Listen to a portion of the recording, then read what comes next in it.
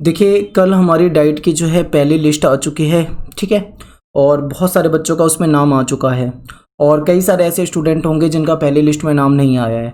अब आपका नाम आ चुका हो या आपका नाम नहीं आया हो, आगे आपको क्या करना है, प्रोसीजर क्या होगा, इसको मैं आपको समझाता हूँ। थोड़ा सा वीडियो को ध्यान से देखें कि यहाँ पे बहुत बारीकी से आपको इन चीज़ों को समझना है, वरना फिर आपको बाद में दिक्कत हो सकती है, ठीक है। देखिए, सबसे पहले यहाँ पे देखो, कुछ स्टूडेंट ऐसे होंगे, ठीक है। यहाँ पे मैं दो कैटेगरी बांट के चल रहा हूँ। एक कैटेगरी वो वाली कैटेगरी है जिन बच्चों का नाम नहीं आया है डाइट में, ठीक है। और दूसरी कैटेगरी जो है स्टूडेंट की जिन्होंने फॉर्म भरा था, इनका नाम आ चुका है, यानी इनका नाम आ चुका है और इनका नाम नहीं आया है।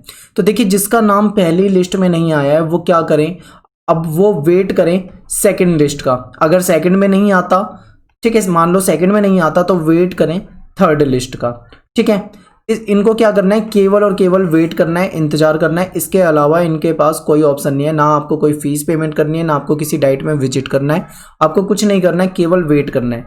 जब नाम आएगा तभी आपको आगे का प्रोसीजर करना होगा।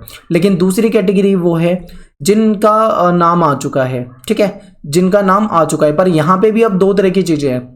मान लो किसी स्टूडेंट का नाम है अमन, लिख देते हैं, मान लो ये अमन नाम का कोई स्टूडेंट है, इसका नाम आ चुका है किसी डाइट में, ठीक है। मान लो किसी डाइट में एडमिशन लेना चाह रहा था, इसका उस डाइट में एडमिशन के लिए नाम आ चुका है। लेकिन अब इसके सामने समस्या ये आ रही है कि जिस डाइट में इसका नाम आया हुआ है वो डाइट इसको पसंद नहीं है, या फिर वो डाइट इसके घर से बहुत ज़्यादा दूर है। अब ऐसे में क्या करें, क्या एडमिशन मतलब वेरिफिकेशन वगैरह कराए या ना कराए, ऐसी भी कन्फ्यूज़न आ रही है, कमेंट में मैंने पढ़ा है। तो देखिए, आपका नाम चाहे किसी भी डाइट में आया हो, चाहे गवर्नमेंट में आया हो, चाहे प्राइवेट में आया हो, चाहे जो भी हो, पर आपको अगर नाम आया है तो आपको वेरिफिकेशन अपने करानी ही होगी, ठीक है। तो आप क्या करो, आपके पास दो ऑप्शन होंगे। अगर आप अपनी सीट, मान लो कुछ बच्चे का, एक बच्चा है उसका उसी डाइट में एडमिशन हो रहा है, उसी डाइट में नाम आ गया है जो डाइट उसको पसंद थी, तो आप ऐसे में क्या करो, तुरंत अपनी जो डैशबोर्ड पे जाओ और अपना अपना वहाँ पे अलॉटमेंट देखो, वहाँ पे अपनी जो फीस है, फीस पेमेंट करो 1800 रुपये की, और अपनी सीट को फ्रीज कर दो, ठीक है। फ्रीज करने का मतलब है आपने अपनी सीट को फ्रीज कर दिया और अपनी पेमेंट वगैरह कर दी, उसकी स्लिप वगैरह ले लेना और अपने डॉक्यूमेंट सारे ले लेना, उसके दो दो फोटोकॉपी करा लो, और उसमें आप अपने सिग्नेचर करके सेल्फ अटेस्ट करके अपने डॉक्यूमेंट को, फोटोकॉपी को अपने साथ ले जाओ। जिस डाइट में भी आपका नंबर आए तुरंत जाके वहाँ पे अपना 12 तारीख से 17 तारीख के बीच में अपना वेरिफिकेशन करा के अपना एडमिशन कन्फर्म करा लो, फ्रीज करा लिया आपने, ठीक है। लेकिन मान लो यहाँ पे वही बच्चा, एक दूसरा बच्चा था जिसका नंबर तो डाइट में आ गया है, पर वो चाह नहीं रहा कि मेरा इस वाली डाइट में एडमिशन हो। वो जो सोच रहा है, उसे लग रहा है कि भाई ये डाइट जो है मेरे घर से ज़्यादा दूर है, मुझे किसी दूसरी डाइट में होना चाहिए, या मेरा तो प्राइवेट में नंबर आ गया पर मुझे तो गवर्नमेंट डाइट चाहिए थी, अब प्राइवेट में मैं नहीं करना चाह रहा हूँ। तो ऐसे में क्या करोगे, अगर आप नहीं जाओगे वेरिफिकेशन कराने तो फिर तो आपका काम, मतलब ये लगा लो आपका तो एडमिशन नहीं होने वाला। तो आपको करना क्या है यहाँ पे, अगर आप सेटिस्फाई हो तो जाओ, तुरंत अपनी फीस पे करो, फ्रीज करो अपनी सीट को, और जो भी डाइट अलॉट हुई है 12 से 17 के बीच में अपना जो भी आप प्रोस्पेक्टस में डेट देखो, अपना जाके वहाँ पे एडमिशन कराओ, ठीक है। ये तो आपका हो गया प्रोसेस। अगर आपको पसंद है, नहीं पसंद है तो भी आप डाइट में जाओ, बस आप अपनी सीट को फ्रीज मत करो। जब वहाँ पे फ्रीज का ऑप्शन क्या होता है मैं आपको समझाऊंगा। फ्रीज का मतलब है कि आपको वो सीट पसंद है और आप चाह रहे हो उस डाइट में एडमिशन कराना। अगर आपने एक बार फ्रीज कर दिया और अपनी पेमेंट वगैरह कर दी, तब आपको वहाँ पे एडमिशन, मतलब ये समझो कि आपका उसी डाइट में एडमिशन हो गया, आप वहाँ पे एडमिशन चाह रहे हो। उसके बाद आप कोई भी ऑप्शन चाहोगे कि नहीं बदल लूँ, तब नहीं होगा। आप फ्रीज ना कराओ, अपनी 1800 की पेमेंट करो, और फ्रीज ना कराते हुए आप जाओ उस इंस्टीट्यूट में, अपने डॉक्यूमेंट वेरीफाई करा लो।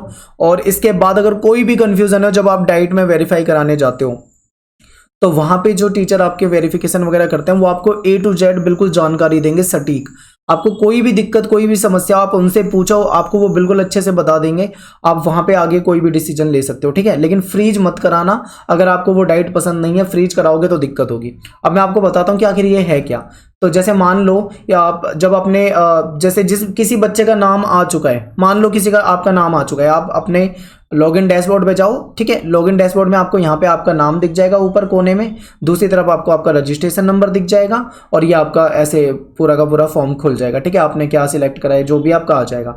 आपको यहाँ पे कई सारे ऑप्शन दिख रहे हैं, कैंडिडेट की प्रोफाइल, अवेलेबल चॉइस, फिलिंग और लॉकिंग, ठीक है, फी पेमेंट डिटेल, और प्रिंट लॉक्ड चॉइस। और यहाँ पे आपको एक ऑप्शन दिख रहा है अलॉटमेंट रिजल्ट, ये आपको लिए मेन है, ठीक है। ये आपको यहाँ पे क्लिक करना है, और जिस बच्चे का नाम नहीं आया, मान लो आपका डाइट में नाम नहीं आया, तो आपको शायद हो सकता है ये ऑप्शन ही ना दिखे, लेकिन जिसका नाम आ चुका है उसको ये ऑप्शन दिखेगा। आप इस पे क्लिक कर दोगे ना सी अलॉटमेंट रिजल्ट पे, तो आपके सामने ऐसा पेज खुल जाएगा।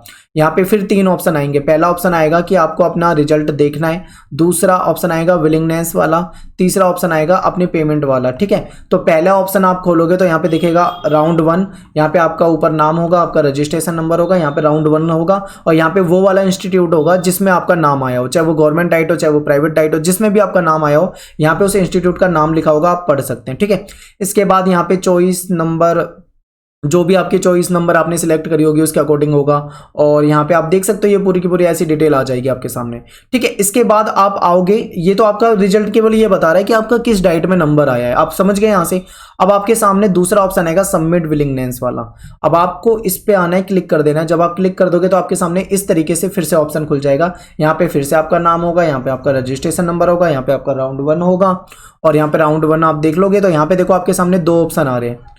एक तो ऑप्शन आ रहा है आपके पास फ्रीज का, यहाँ पे अपग्रेड नॉट अलाउड, यानी आपने फ्रीज कर दिया तो फिर आप अपग्रेड नहीं कर पाओगे, आपको वहाँ पे जहाँ पे भी इंस्टीट्यूट है वहाँ पे जाना पड़ेगा, और आप चाहते हो कि भाई मेरा उसमें एडमिशन हो जाए तो आपका एडमिशन वहाँ कर दिया जाएगा। दूसरा ऑप्शन यहाँ पे अपग्रेड जो है वो आपको अलाउ है, ठीक है।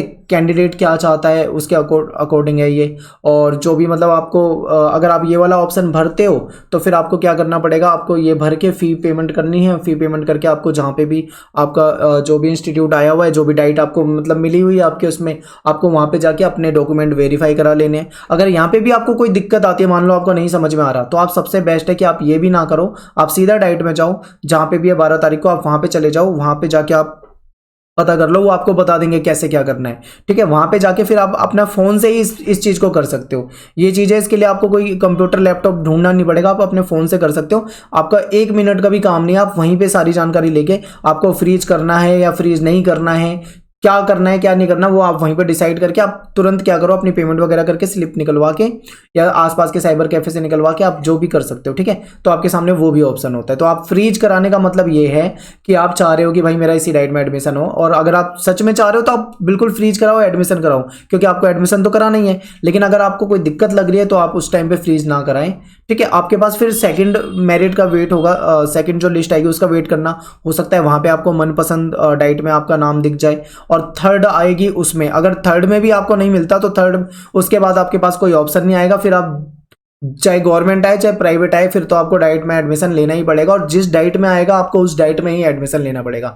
ये ऑप्शन केवल आपको जो फर्स्ट मेरिट वाले हैं उनको सेकंड और थर्ड के लिए मिलेगा, ठीक है। सेकंड को फिर जो सेकंड में आएंगे उनको सेकंड और थर्ड के लिए मिलेगा, थर्ड वालों को कोई ऑप्शन नहीं मिलेगा। तो आप इन सब चीज़ों को समझते होंगे अच्छे से, तो ये हो जाएगा। तो इस तरीके से, ठीक है। अब यहाँ पे आपको क्या समझना है कि ये जो आपकी 1800 रुपए की जो फीस है ये नॉन रिफंड वाली फीस है। आपका जो आप फी भर रहे हो, बाद में जब आपका एडमिशन होगा ना, वहाँ पे आपकी जो फीस होती है उसी में आपके एडजस्ट कर दिए जाएंगे आपके 1800 रुपए, ठीक है। ये आपका है। और अब आपको क्या करना है, अब आप सोचो, आप देखो भाई आपके घर के पास आया है, दूर आया है, क्या करना है क्या नहीं करना है, या आप डिसाइड करोगे ना, आपको पता होगा आपका किस डाइट में नंबर आया है। गवर्नमेंट में आ चुका है तो आप तुरंत जाके करा ही लो। मैं तो ये कह रहा हूँ फ्रीज करा लो और एडमिशन करा लो अगर आप चाह रहे हो तो। लेकिन अगर ज़्यादा आपको दिक्कत लग रही है तो आप उस समय में फ्रीज ना कराएं, और ज़्यादा बेटर होगा कि आप डाइट में जब जाएंगे तो एक बार वहाँ पे सलाह ले लें, क्योंकि ये जो फ्रीज वाला सीन है ये केवल 1 मिनट का प्रोसेस है। फोन से आप करोगे या कंप्यूटर लैपटॉप से करोगे, 1 मिनट में आपको वो सारे दो ऑप्शन पे ही तो क्लिक करना है, उसके बाद पेमेंट कर देनी है, बस हो गया आपका काम।